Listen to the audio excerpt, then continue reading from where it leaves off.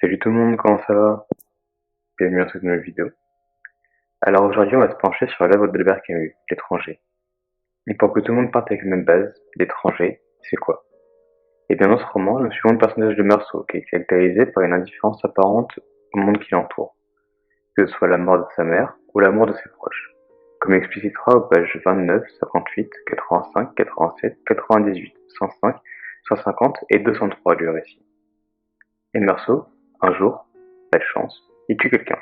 Il accusera le soleil et la plage, qui étaient trop chauds et trop brillants ce jour-là, ce qui l'a dérangé. Et il se retrouve tout de même condamné à mort.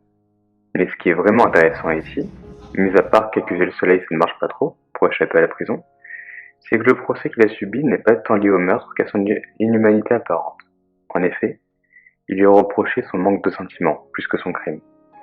Meursault paye donc le prix de son absence de sentiments, et avec lui, c'est le particulier, l'imprévisible et l'inattendu qui sont condamnés à mort.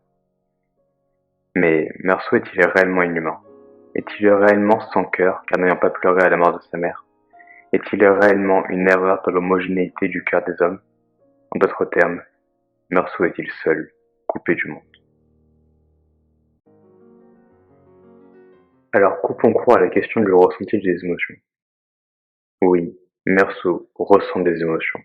En revanche, les émotions qu'il exprime et ressent sont bien différentes de ce dont on a l'habitude.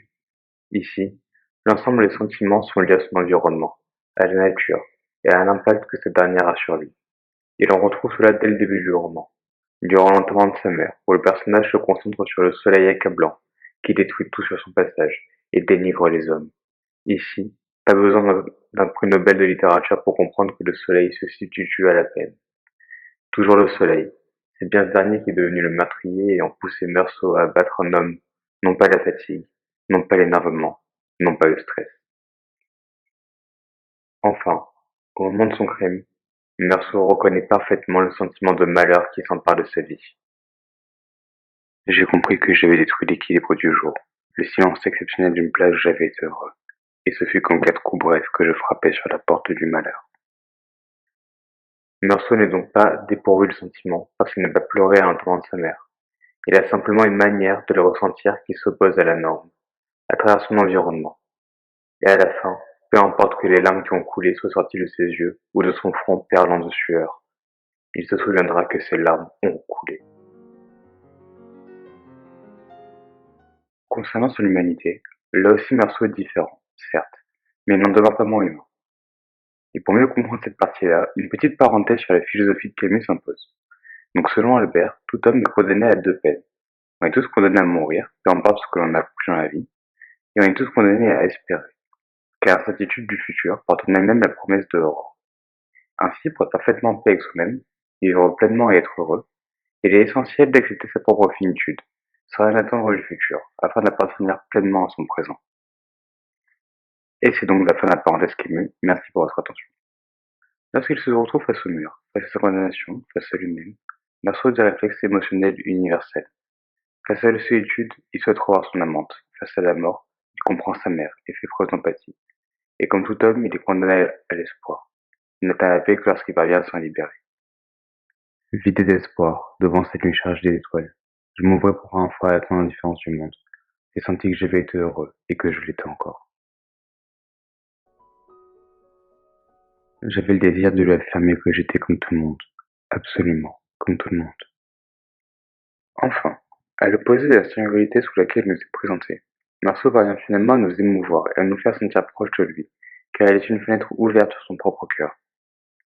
À travers cette fenêtre, on retrouve les personnages, couleurs, sensations, personnes qui l'ont touché, qui remplissent sa mémoire, font vivre ses émotions et façonnent son être. Surtout, une telle vue sur l'âme d'un homme nous invite indubitablement à jeter un coup d'œil à notre propre cœur, à notre propre fenêtre, et à accepter le paysage qui s'offre à nous, parce que ce paysage, c'est nous, peu importe la couleur de son ciel ou la profondeur de son horizon.